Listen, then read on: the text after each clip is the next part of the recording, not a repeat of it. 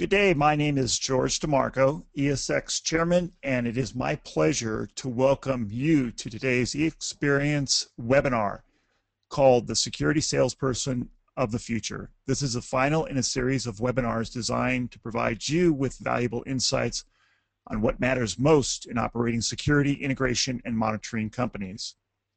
For today's webinar, we have a terrific event that features presenters from ESX Sales and Marketing Track, including Jay Stuck, Executive Vice President of Sales for Secure Watch 24, Erica Wood, Chief Security Officer for American Fire and Security, Lou Sepulveda, VP and Branch Manager for ASG Security, and Georgia McAfee, VP of Development for Crime Prevention Security Systems.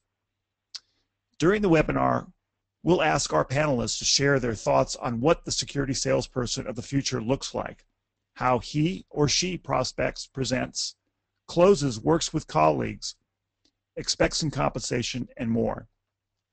After comments from our final speaker today, we will then open the floor for a short Q&A session. To submit a question at any point during the presentation, just click on Questions in the webinar window. Type in your question and we'll have our panelists answer it at the Q&A part of the webinar. Today's webinar is being recorded and will be made available for viewing this week on ESX Web. Okay, now let's turn to our panelists. We'll begin with Jay Stuck, Executive Vice President of Sales for Secure Watch 24. Jay, first of all, welcome. Thank you very much, George. Great to have you. We know the industry is changing. What characteristics will the salesperson of the future need to be successful in selling security and life safety products and services? Well, thank you, George. I mean, first of all, thanks to A&E Ventures and ESX, and I'm looking forward to seeing everybody in Nashville. It's a great topic because, first of all, we are selling sort of the security system of the future today, and we need a sales rep of the future to make that type of sale. And I think that it's a really non-traditional type of a sales rep. I think in the next 3 to 5 years, as we begin to see home technology, home interaction, the sale of convenience in lifestyle as opposed to just intrusion, a piece of beige plastic sitting on the wall. I think that's going to require a brand new type of sale, a brand new type of salesperson, and a brand new mindset.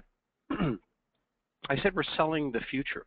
We're selling a lifestyle. We're selling technology.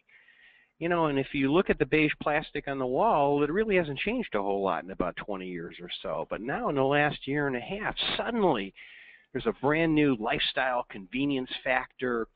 You know, it's cool, it's sexy. Security never used to be sexy. Now it is. Now it's like, oh, really? I can do that? I can look at my iPhone and see what's going on in my kid's room, or I can actually turn my lights on and off with my iPad, and I can adjust the temperature of my house. Well, yes, you can. But in order to sell that, it's not a guy with a torn golf shirt and some gravy stains, okay, standing on your front porch. It's really a guy or a lady who was born with a joystick in their hands, somebody that knows technology, all right, that can be very comfortable holding a tablet, doing a demo for a customer. And I think that it's not simply enough to scare a customer or a prospect into a sale anymore. The guy with a ski mask and a crowbar and knocking on a front porch and saying, oh, by the way, there's a lot of crime in your neighborhood. That's really not the sale of the future. The sale of the future by the sales rep of the future is going to be, hey, we have some interesting technology. How would you like to be able to get notified when your latchkey kid comes home? How would you like to unlock your front door through your iPad if you're expecting a delivery? How would you like to be able to save on your utility bills by regulating the temperature in your house when people are there or when they're not. Those are the kinds of questions that are going to require a very special sales representative and also very special training for those sales representatives. And as I said, I'm an aging yuppie who probably is about ready for some sort of a PERS system. I forget a lot of stuff, but oh, by the way, the Gen X's of the world and the Gen Y folks of the world are really the sales folks of the future. Those are the people that are going to be able to commune with a tech-savvy prospect. And in doing so, are going to open up probably another 15 to 20 million households, because now we're selling technology. And we're going to be interacting with the brand, all right? And for all the dealers and integrators on the call, this new tech sale by a tech sales savvy person is going to mean additional RMR revenue for everybody involved down the road, because for that kind of lifestyle and convenience, we're going to be able to charge more. That's why we need a special type of a salesperson who understands this kind of technology, is very comfortable with it, and can sell it. George? Great. Thank you very much. I appreciate that. Now, I'm always going to remember you as a yuppie. Is there anything from your perspective as being a yuppie, advice to those folks out there that let's just call them, they're from that yuppie generation? How can they help to meet the demands of selling security in the future? How can they adjust to the technology that's moving the world closer and closer to tablets and smartphones and interactive services, that they embrace it? What kind of advice can you give to them? Yeah, and I think that's a great question, George. I characterize myself as an aging yuppie. And yeah, you have to, first of all, not be afraid of the technology. Look, I in the sales forces, of which I have been a part, you generally have a person that or two that do very, very well as a traditional salesperson. They're selling 15, they're selling 20, sometimes they're selling one a day, all right, for like the really superstar kinds of folks. But they've been selling it that way for 15 years, for 20 years. And change comes very, very slowly to those kinds of folks. They need to be convinced that they need to be doing something different. Why? I'm successful doing it the way I'm doing it. But I would suggest to you that those people are going to be eclipsed, okay? I think they're being overtaken by the future. They're being overtaken by technology. I think that it's all about the sales training. Everybody in your organization has got to be comfortable with this new interactive technology. You got to be talking about Pulse. You got to be talking about Total Connect. You got to be talking about Alarm.com. And whatever your platform of choice is, you've got to be making sure that at every sales meeting, every Monday morning or every Friday morning, that you're role playing, that you're bring somebody up to the front of the room with an iPad in their hand. And I think that's also very important. I think that if you're going to sell 21st century technology in 2013, your sales force needs to be similarly equipped. I think you need to have iPads. You need to have smartphones. You need to be able to demo this, not just in the living room, but when I'm standing on the front porch, okay, and say, hey, how would you like your iPhone to do this? And then show them a camera back at the shop. That's the kind of thing that gets you in the front door and allows you to then go into a tech-savvy type of a demo. Great. Really appreciate it, Jay. Very interesting, Mr. Yuppie. That's what I'm going to call you now, Mr. Yuppie. Anyway, Yuppie. yeah, I'll leave that one alone. Anyway, thank you very much. Now we're going to hear from Erica Wood. She's the Chief Security Officer of American Fire and Security. Erica, also known as Security Girl Online, spends a lot of time using social media to market and sell. Yeah, hi everyone. How are you? Erica, thanks very much for joining us. Welcome. How will social media and security salespeople evolve in the future, and are they mutually exclusive by any chance? No, and they're not. I think that when we talk with our salespeople and even with our clients and whatever, it used to be that if people were going out to visit or to meet new people, maybe they were going to churches or maybe they were going to community organizations, but they were looking for a way to network with people. And now what we're finding with our customers that we're gaining through social media, that's how they network. That's how they meet new people. That's how they meet their clients, for themselves. That some of them, I just talked to a guy, that's how he met his next door neighbor that he'd never met, was through social media. So if you're not utilizing that, you're really, really missing out. The way that we utilize social media as far as our sales go is not only do we promote what we're doing, what's going on, trying to drive people, of course, to our website, our Facebook page, whatever it is that we're doing, but you need to make sure that you're letting people see not only the value in your products and your services, but to make sure that you're giving value to whatever you're sending out. We don't necessarily, and we don't cover the entire United States. We just cover Ohio.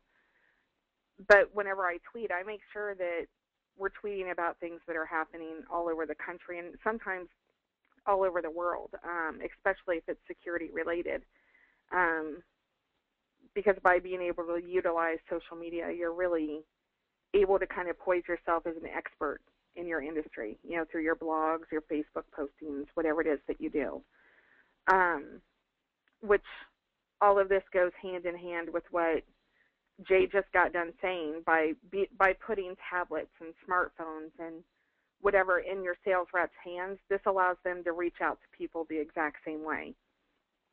We do commercial and residential. In both our commercial and residential clients, a good 50-60% say that they first heard about us on social media by using the Security Girls Twitter or Facebook page. That's usually the first point of reference when they first heard about us. So it's really important to be able to utilize that.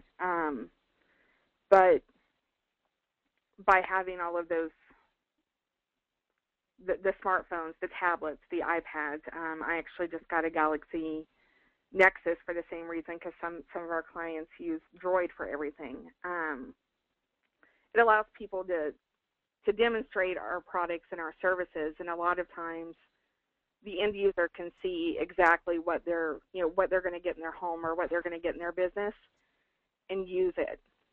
A hands-on demonstration. And I think that part of your sales training, I actually know this, it has to involve teaching your reps how to use all of this stuff, not just the apps, but teaching them how to use their smartphones and teaching them how to use their tablets. Don't take for granted that because they're 20-something that they're going to know how to use it. Make sure that that's part of your weekly training. I know that I have to stay up to date on iPhones and Droids and all of their updates that they give out because stuff changes all the time. And the other way that we use our smartphones and our tablets is our sales reps actually have apps that they can take a credit card payment right on the spot for a deposit or anything else that the customer needs to pay. Maybe they just stop in and say, hey, we need to pay on our account. By having that in hand, it allows for great interaction, great face-to-face time, but then we can also immediately just email out a receipt for their payment for whatever it is. Because everybody is kind of requiring that technology. I don't want to have to scan it to send it into my AR department or whatever. I can just forward the email to them. And also making sure that you're utilizing your social media as a way to be relationship or community-based for your sales and your marketing. Make sure that you're able to really make yourself a stable part of whatever community that you're selling in and that you're living in. We have all of our reps do that so that they're very visible in the community, not only via via Twitter and Facebook and whatever, but that they're out and about and that they're in the community, because that relationship building is huge. As far as Great. that goes. I was going to say, George, do you have any other questions? Great. That's the social media is having a big impact on how people are building relationships now. In fact, at ESX this year, we're going to be offering a Twitter experience, and we're going to be our hashtag is hashtag ESX 2013, as well as our Twitter account is ESA Web, and we welcome people to join us because we're going to have some boots on the ground to give an experience of what's going on at ESX and all the best practices and whatnot. But as we said, social media is so big, but a lot of companies in the security space, Erica, are having a hard time embracing that. How can a salesperson help bridge that, especially the younger salespeople? How can they help make it easier for security companies to think about having a social media presence? It really just starts with building a community. I mean, the very first thing that we did when we set up our Twitter account is I immediately invited all of my friends, all of my family, all of our employees, and I got them involved and got them mentioning us because they were people that we knew.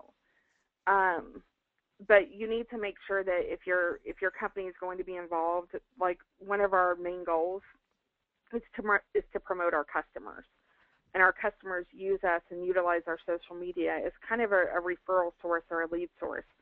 So if they're looking for a pest control person, they look at who do we tweet to that's a pest control person, and then they'll call me and say, do you really know them, or whatever the case may be. So making sure that you, as I call it, shout out to people and are really interactive, just like you would if you saw them in the grocery store. It's really no different. But make sure that you say hi and stay interactive with people. It's a great way for people to see your name and not really seem like you're bugging them, because everyone looks at social media as being something fun, not a hassle. And if companies are really looking to get into it, it would probably help if they only had one or two people that manage their social media stuff, so that people aren't either double doing things or assuming that someone else is going to do it, because once you do it, you really need to make sure that you're committing to it.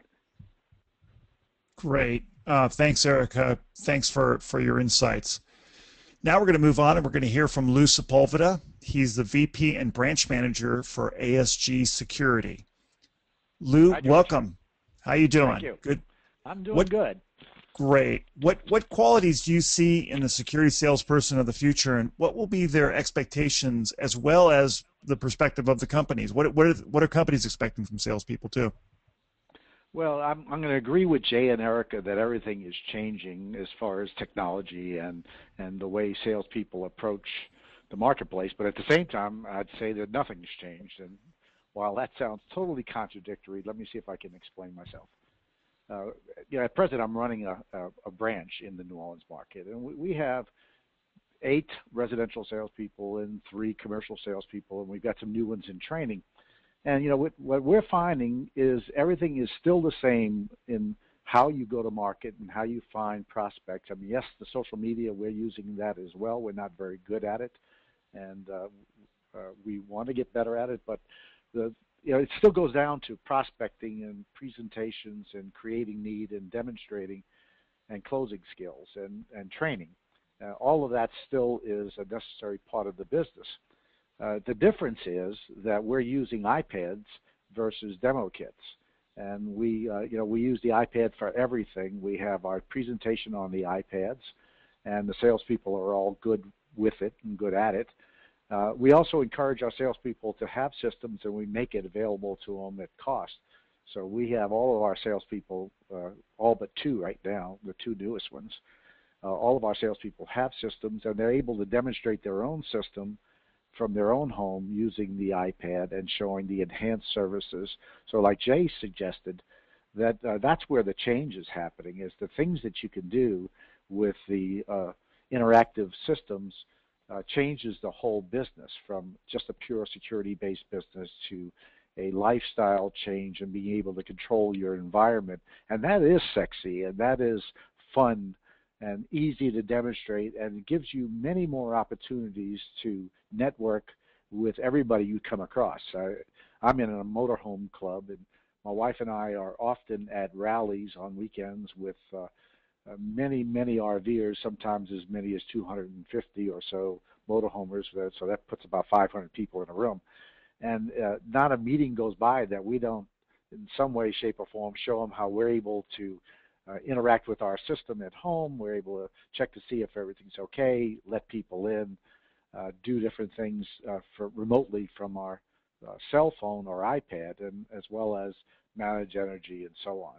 And that's the sexy and exciting part of this business, and of course it saves money on top of it all. So our salespeople are still out, still making sales the conventional way, but they're using new technology to do it and demonstrating the new technology and what it can do for a customer. I agree with Jay that we're not out to scare anybody, though I don't think we were really out to scare them before, but we had to point out that we're trying to save their lives from all the challenges that face them with burglary and fire. We still have to explain that, but now it's a matter of what we can do for them from a life safety and lifestyle standpoint, and people are excited about it and understand it. Yeah, Lou, great observation. I have a question for you. I know that in my mind, there are two available markets. The two available markets, one is obviously all the folks that don't have security systems out there, which seems to be arguably 70 to 75% of the marketplace out there. Then you have the other available market, which I'll call as the folks that have existing security systems, and we'll say they're the dumb panels. They're the ones that you cannot have interactive services or enhanced services, as you referred to.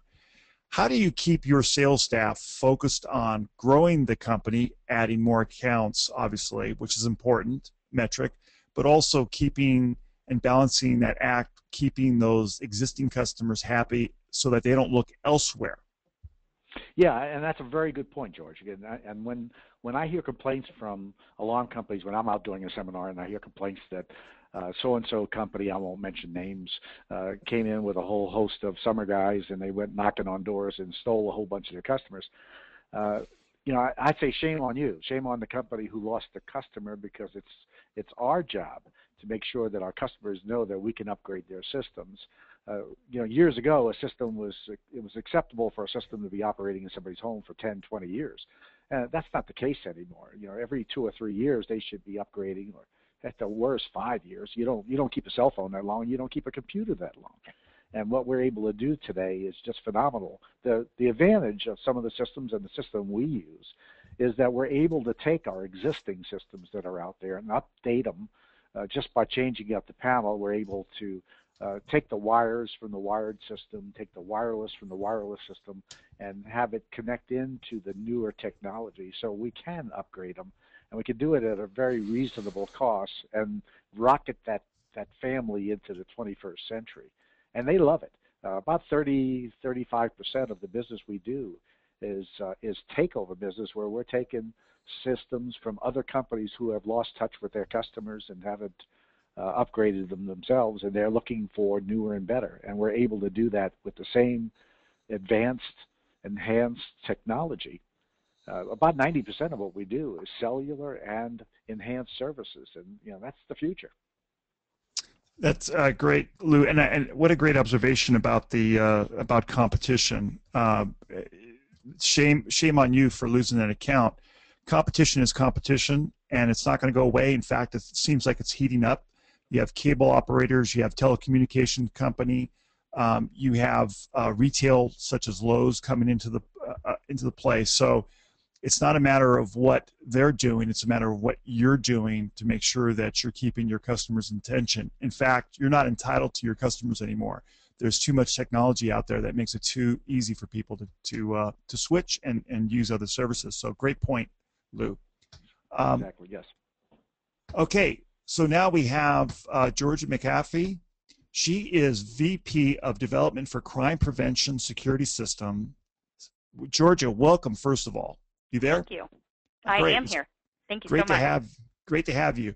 What's your take on how to attract salespeople, and how would you describe the perfect environment for a salesperson to flourish? Well, we've been in business at Crime Prevention for the last 38 years, and so and we consider our sales team to be the cornerstone of our success. And in the changing security landscape that we're all facing, we're focusing on three things to develop our existing team into the sales team of the future and recruit new members to the team. So the first area that we're focusing on at this point is connections. Online, at events, on a sales call. The salesperson of the future connects. On social media specifically, the salesperson of the future, I believe, aligns herself with the marketing message of the company and shares it with her own social network. And then that person goes a step further by also providing valuable online content, like crime alerts or safety tips.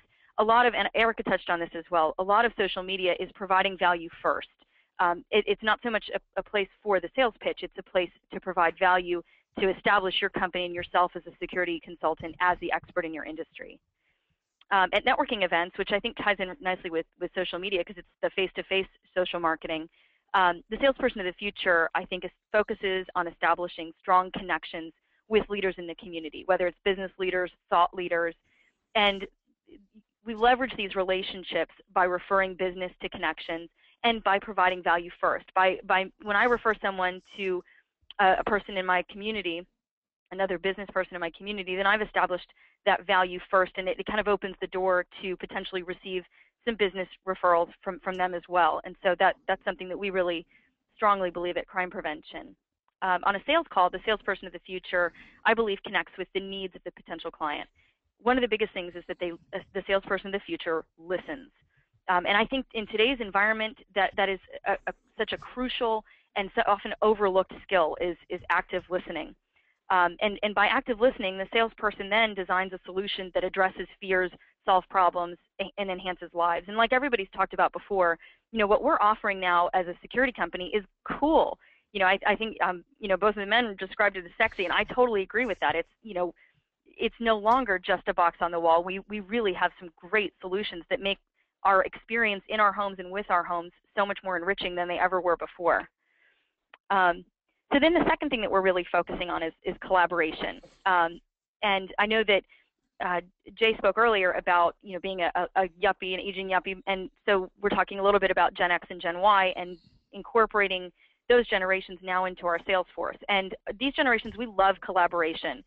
And that's why when we see workspaces of some of the most innovative companies in the world, they all have one thing in common, and that's space to collaborate and an environment in which collaboration is really encouraged.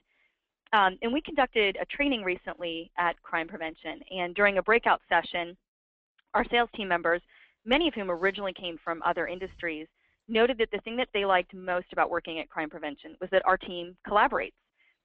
In previous sales jobs, it's been really cutthroat, not necessarily in the security industry, but in other industries that they worked in. But here at Crime Prevention, we work together. Our team members train each other, and they help other consultants design systems. They even split commission on jobs when we're bringing in an expert from one of our consultants.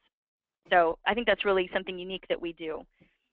One thing that we did recently was we recently launched a mentorship program, and one of our consistently high performers, a consultant who's been with us for many years now, recruited a new sales consultant to mentor. And his goal in this mentorship program was that he'd be able to mentor this consultant, but on his own that he would also maintain his current performance, which is stellar, of 30 sales a month. But to everyone's surprise, in his first month of mentoring this new consultant, he sold 50 systems.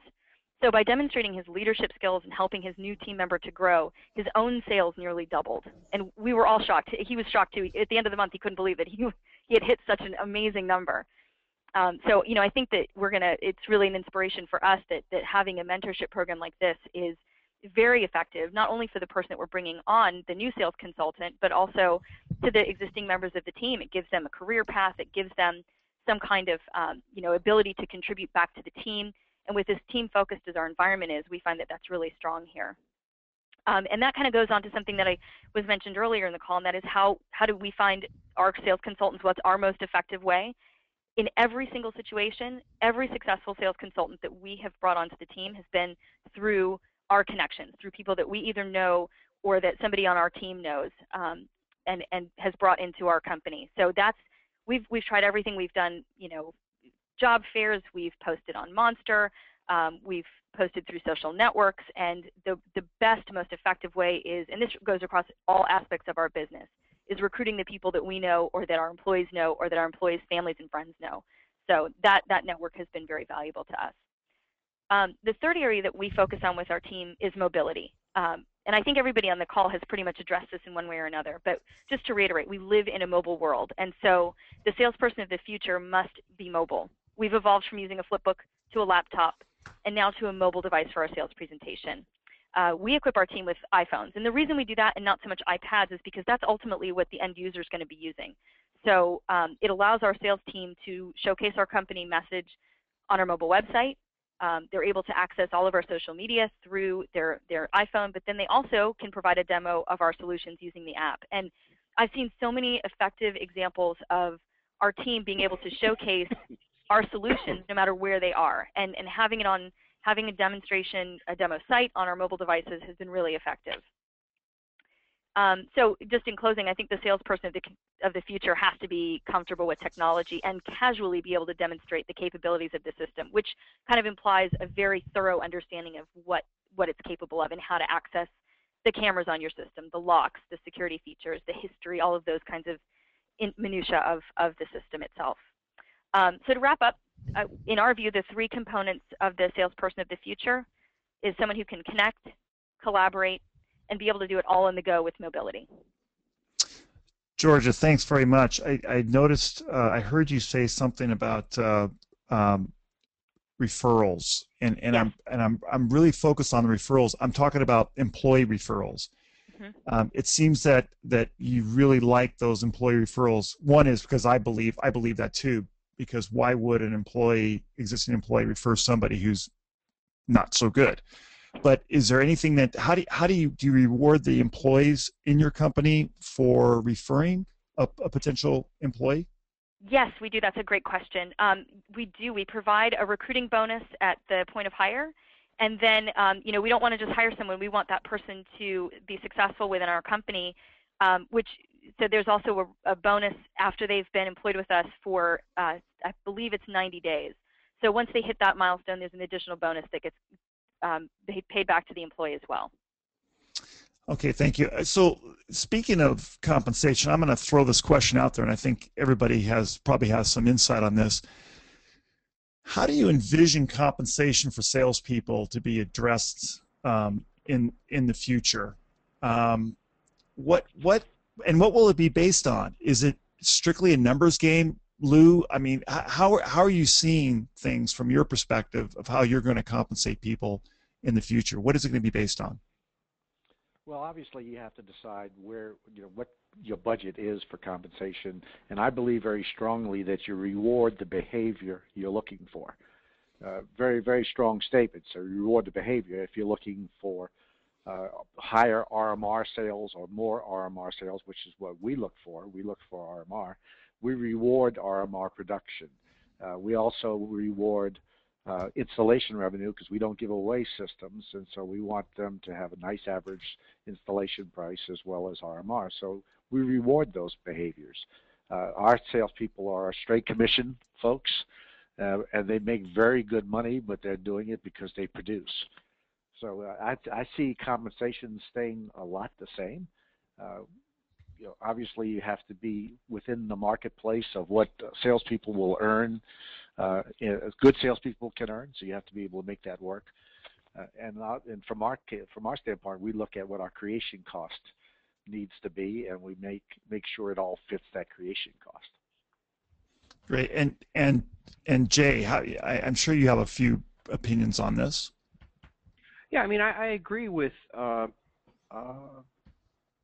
Lou in terms of sort of the fundamentals of the compensation, and if we all agree that RMR is important, and I agree certainly that you want to drive, you compensate those things that you want to drive, but I might be a bit of a contrarian here, but I'm thinking that with the sales reps of the future, and perhaps Georgia and Erica have a perspective on this. I'm thinking that the Gen X's and Gen Y's of the world, want the security of some type of a salary, okay, as opposed to higher commission.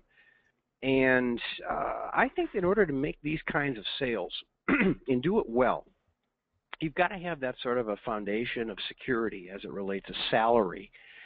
You can compensate on the RMR side, okay, in terms of, obviously if you're selling a camera with the package, or, the more of the technology that you sell, the higher the RMR the dealer can charge.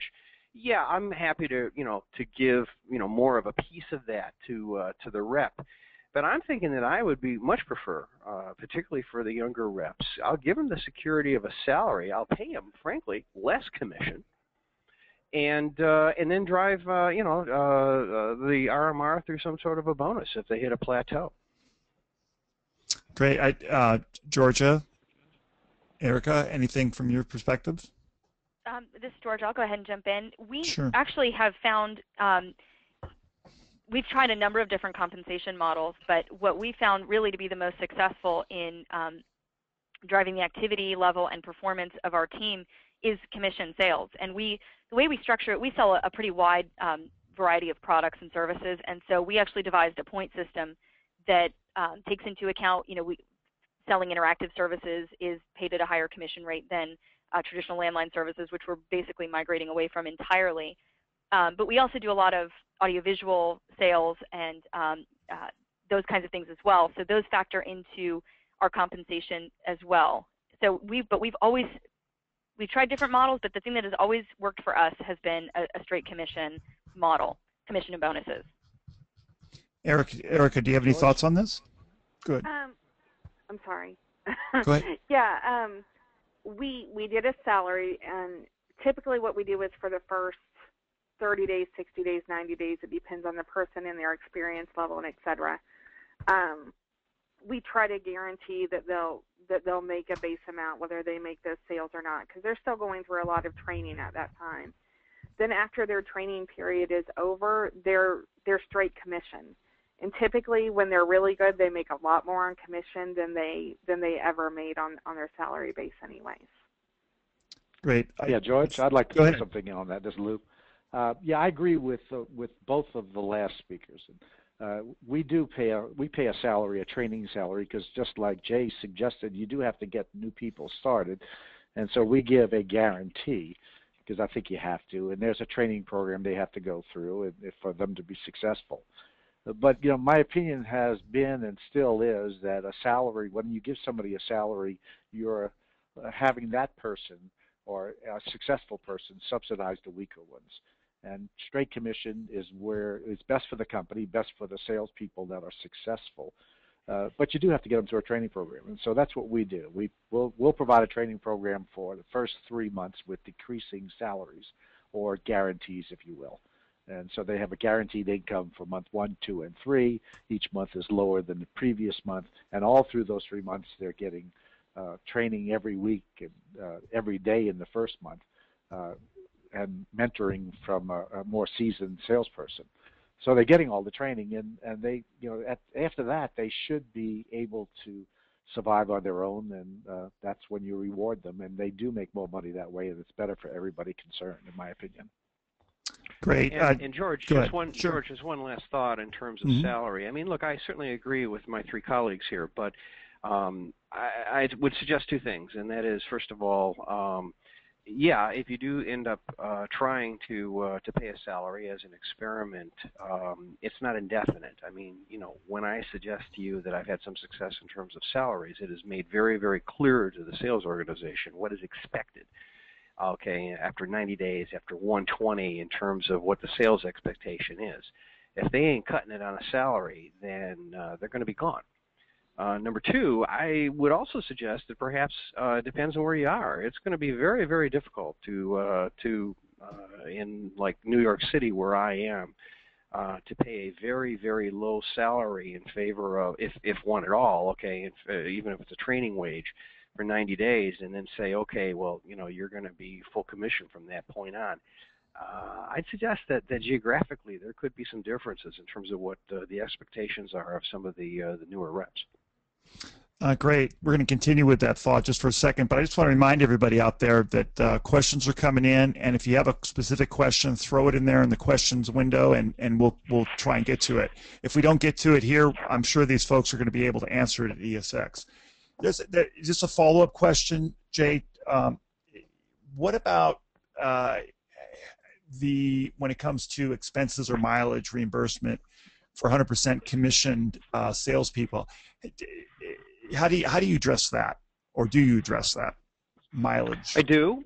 I Okay. do, and I think that again, maybe maybe we're being a little too generous, but geographically in New York City, I mean, it's tough to get around. First of all, number two, there are tons of different tolls and things, and we are paying anywhere from $250 to $300 or $400 a month in terms of salary and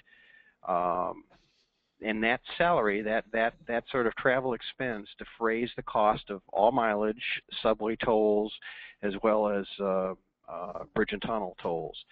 So essentially what you're doing is paying a salary, and on top of that you're paying maybe $300 a month or so in terms of some sort of a travel expense, and that equates to an extra three grand to $5,000 a year. And out of that expense, they're also paying for their cell phone. And a smartphone, as Georgia said, is required. So, when you total it all up, it sounds like it's a lot of money. In New York City, it's not when it comes to expenses and mileage. Great. And it seems like we keep having these compensation questions come in, but I think this is a great question. I'm going to paraphrase it, but I'm going to add to it also. I'm a firm believer in this. Everybody in the company is part of the sales machine, because it takes a team to really have great sales referrals come into the company, have a great reputation. How do you guys or do you have compensation plans that rewards people, for example, at central stations or service technicians or other people that have that first line of face-to-face customer impact? How do you guys deal with that, or do you deal with that? Anybody? George, I'll go ahead and Sure. add my 2 cents here. We do consider everyone in our team to be a sales consultant. The challenge is that not everyone actually has the skill set to design a system. And so we have a really unique situation in our company where one of our founders and owner is also our VP of sales. And so a lot of times what we do when a member of another department has a sales lead, they will be able to earn full commission, and she helps them design an effective solution for that customer. So we encourage our whole team to be a part of our sales machine and support that team by allowing Randy, who's our VP of sales, to actually meet with the client, design the system, but then that originating staff member gets the commission. Whatever the salesperson would have earned had it been a member of the sales team, the member of our central station or our office team, anybody in the company can earn that same level of commission. Got it. And Lou, I have a question that came in here. In your mind, what are kind of the 3 to 5 key production indicators you would expect for the salesperson of the future? What do you think that they need to focus on that keeps them employed at your company? Well, obviously leads, right? I mean, nothing happens until they have somebody to sell to. So we measure the number of leads that they run on a daily basis. And we measure it daily. We measure the number of sales they make on a daily basis, their gross RMR, production, installation revenue, and average RMR.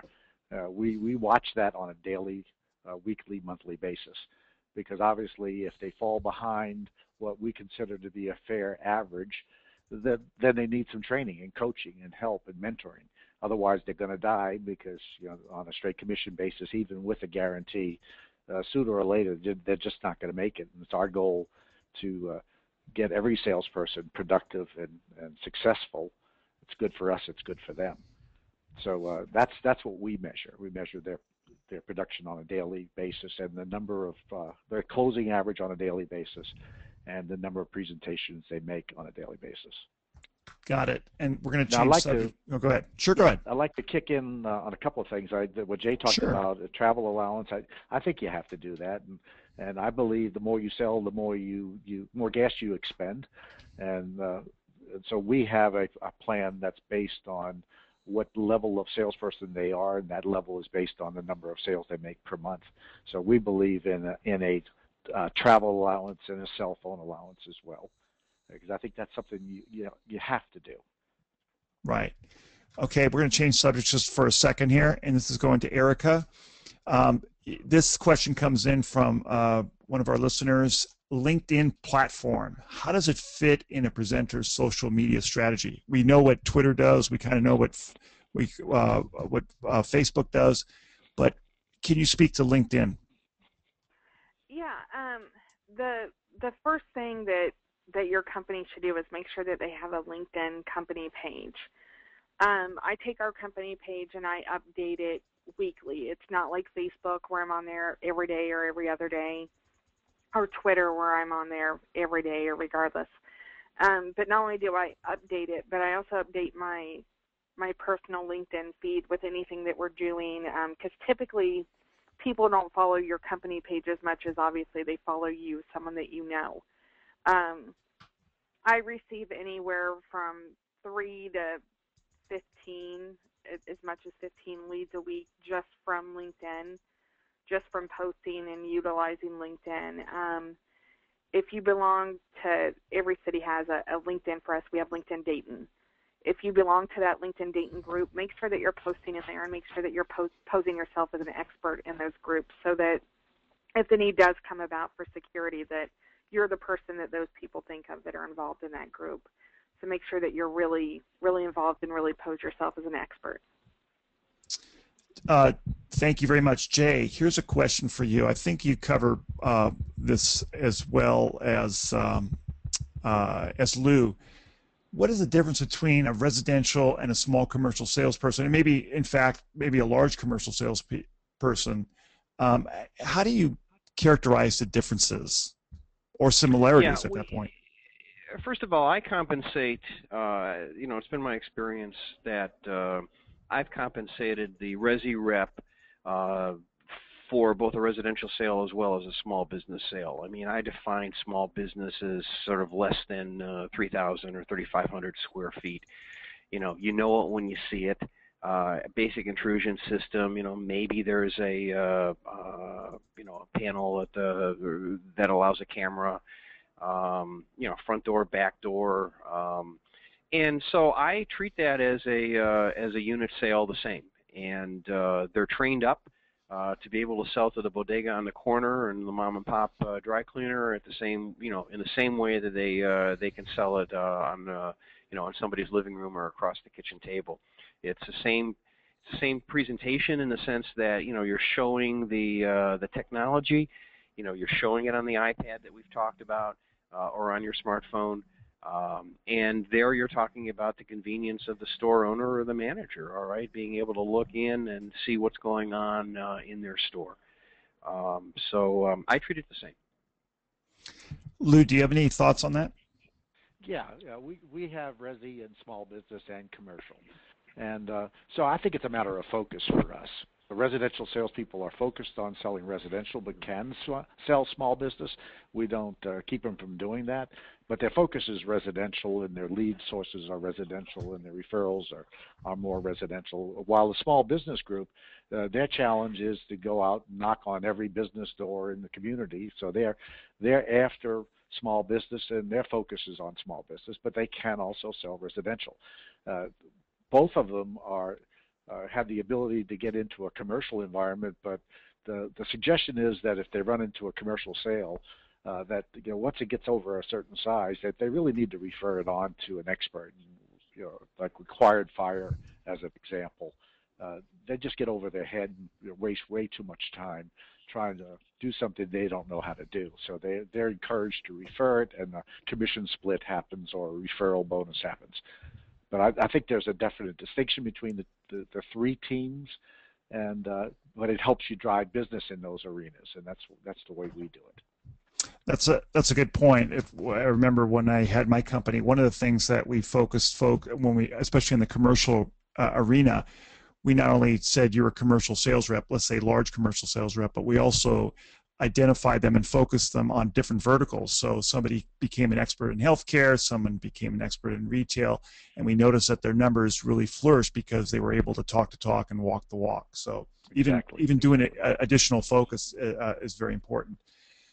Georgia, you've already touched on this a little bit, but here's a great question. We have spent a lot of time looking for salespeople from Craigslist to Career Builder.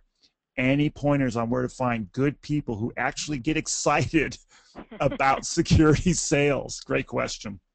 That is a great question. And I'll reiterate to some extent what I said before, and that is that what we found time and time again is the most successful way for us to recruit new salespeople is utilizing our personal networks. Some examples of where we've been able to find sales consultants. One of the founders of our company was very involved in a political campaign for a local candidate, and his wife was his campaign manager, and she had just a dynamic personality, was very connected with the medical community, and so we recently launched a PERS division a couple years ago, and she was the person, our VP of sales and her had been talking just because they're colleagues, they're friends, and we brought her on as our medical division, senior services division manager. And really, her connections in the community opened a lot of doors for us that we would have never otherwise been able to walk through. So that's just one example of our personal networks connecting us with really successful people. The example that I mentioned earlier in the presentation, which was that we have a new sales consultant who joined our team, who is a mentor of one of our existing sales consultants. He came on because they know each other personally, and he's been in sales in a different career path, different industry, and so our sales consultant recruited him recently, and he's been so far very successful in connecting with our existing client base. And I just want to take one little segue on that note. We've been in business for 38 years, so we have a lot of clients who've been with us for that duration who have very old systems, and like it was mentioned during the presentation, upgrading technology is a crucial component. And so I know this is off topic, but one of the things that we do and that our new consultant has been very effective in doing is we have a program where we offer an incentive to our existing clients to upgrade their system. And so we call them, every single one of them, and offer them a discount on upgrading their system. In most cases, people have been with us for so long that they get the upgrade for free. But that's been a really effective way for us to get our new consultant contacting our existing client base and helping to upgrade them to the technology of the future. Great. Jay, do you have any thoughts on that? Yes, I think that I like the idea of having the new consultants contact the customers. I think that it's very important, obviously, to stay in touch with your customers, and this is a perfect reason in order to really sort of reactivate any sort of a communications path with them. One of the big reasons for attrition is that you're not interacting with the brand every day, and the new technology that we're now selling allows you to interact with the brand every day. That's going to help reduce attrition. It's going to help build the value of that security system in the eyes of the prospect. And so I would certainly agree that frequent contact with the customers, offering them a specially priced upgrade package, I think is going to be very, very important going forward. Yeah, and there's a big movement in the market about the DIY market, the do-it-yourself, and arguably, there's a lot of controversy when it comes to DIY. However, Erica, is there any role that you see that social media is going to have any sort of impact on the DIY market from your perspective? Yeah, I think that it really will. We've already been getting questions about DIY, and everyone's a little different, but I know that our local police departments, they won't even respond to the DIY home alarms. So if you have something that it's kind of self-monitored, that's typically part of what we're finding what people are wanting to do with the DIYs. Not only will the police department not respond to it, but the insurance companies don't count it as them having an alarm system either. It has to be, monitored by a central station. So being able to kind of use social media as a platform, number one, to educate people on that, has been incredibly helpful and beneficial for us. But you're also able to field what problems there are. So just like we have the hashtag ESXWeb, you can field a search for anything that you want on social media. And you see people talk about this stuff, and it's a great way to find leads, because a lot of people don't realize that it doesn't really count as an alarm system. So yeah, basically just being able to give the knowledge through social media has been very valuable. Great, thank you. Lou, here's a question that came in for you. You're one of the creators of the door knocking program. Do you still have your residential reps knocking on doors? And if so, are they doing it like the old days of the van programs, or are they doing it a different way? Yeah, I don't know. Somehow or other, I got that label, but because I helped develop some door knocking teams around the country. Well, we do very little door knocking, and part of it has to do with local licensing. The Louisiana State Licensing Board, which is also the fire marshal's office, makes it very difficult to door knock. So we do some door knocking. We do it just around a sale that we made. It's more commonly referred to as cloverleafing. We cloverleaf a sale, we cloverleaf an installation, but we don't have any van programs in place at this point, and probably won't. We do enough business as it is. We're doing close to 300 systems a month out of one office, and we're doing that all mostly the conventional way with a few, probably 20% of the sales we make are a result of some door knocking type of effort, which is more cloverleaf. Got it. And we have just time for another two last questions here. One is that came in, it says, and this is a pretty loaded question, I think, what dictates the percentage of sales we should give our new sales talent? I don't know who wants to take that one. Jay, I don't know if you have any thoughts on that. How do you arrive at that? Well, I think that's always been historically a sort of conundrum. Do you give your leads, your precious leads, to your best closer, or do you give it to the newer guy who's been mentored, or lady, to try to, broaden their experience? I come from the camp where I'm willing to give it to my new sales rep. I'll give it to her, and I'm prepared to have those leads burned and not closed as part of the education process and the experience process. Hopefully, if we've done our job right in terms of training, we've done our job right in terms of mentoring, the chances of that lead not closing hopefully has been reduced. But I think that I want to nurture the new lady, the new guy, okay, as opposed to always give it to the hoss. And speaking of that, I'm going to throw this question out there. What does the training period typically consist of? Is you guys have a set pattern of training that you do? Is it a length of time? Is it the aptitude how fast they got through the program? How do you guys go about assessing that? Yeah, it's 90 days as far as I'm concerned. I mean, I tell the reps that we're going to train you for 4 weeks or so. We'll have you do the ride-alongs. We'll have you run some installs so you understand every aspect of the business in terms of what you're selling. We're going to hook you up with somebody that's going to coach you and mentor you. So that's your, and we'll give you about probably a week of instruction so that you understand what it is you're selling. In the next 30 days, okay, your second month, I expect you to begin the process of making sales. We drop your hand, and you are expected to find your leads and go ahead and start to make some.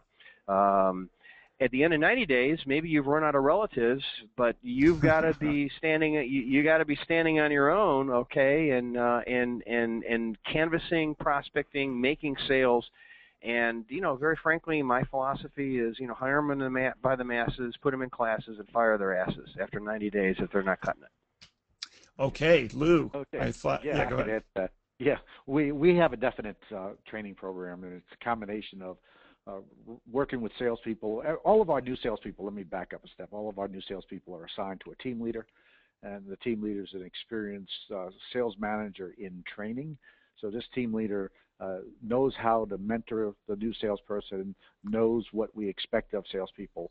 So if a salesperson starts today, we had one start on Monday, and that salesperson for the first week will ride with the team leader who is out making sales, and we will have them ride with other salespeople to see some of the different style differences, but yet the same results are achieved.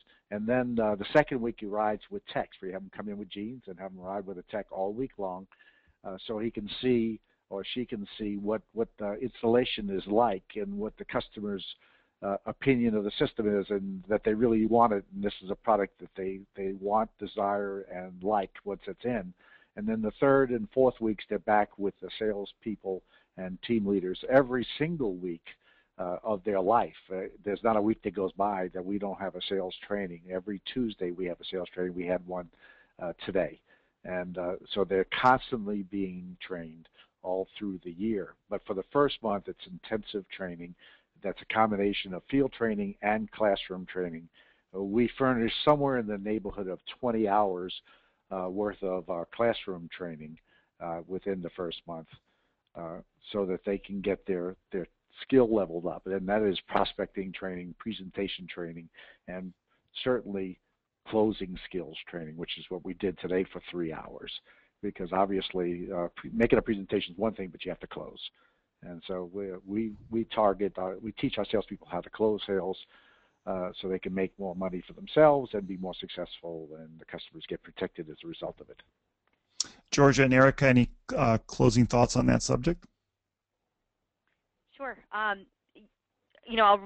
Basically our training program is very similar, in the progression. But one of the things that we also incorporate into that program as well is at the very outset trying to encourage our new sales consultants to do as much as possible to put leads in their pipeline.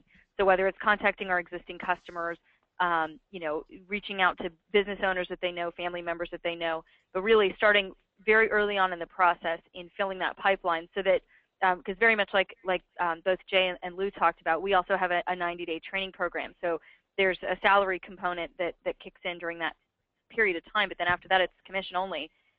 So we want to help that consultant do as much as possible to make sure that they've got the pipeline filled enough so that once they're out on their own, essentially, they've got enough in their pipeline to be able to generate a really healthy income for them and their family.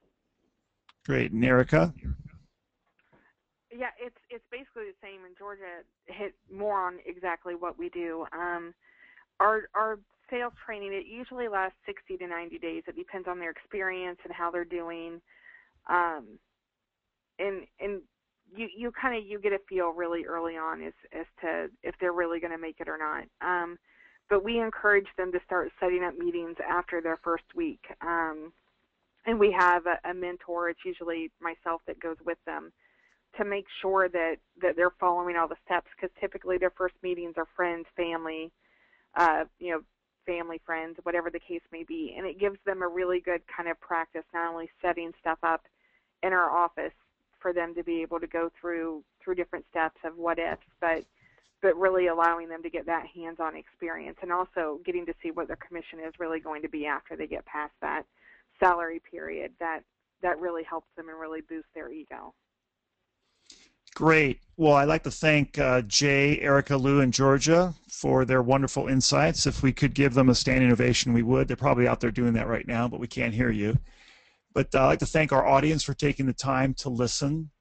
And to learn more about sales and marketing, make sure you check out these presenter sessions at ESX in Nashville next week. And yes, ESX is next week. If you haven't already registered, do it now. Head to ESXweb.com and register for the Deluxe Pass for this year's event as soon as this webinar is complete. If you would like to review this session again, the recording of this webinar will be made available on ESXweb.com in the coming days. Again, thank you for attending today's session, and we'll see you next week, June 17th through the 21st in Nashville. This concludes the webinar.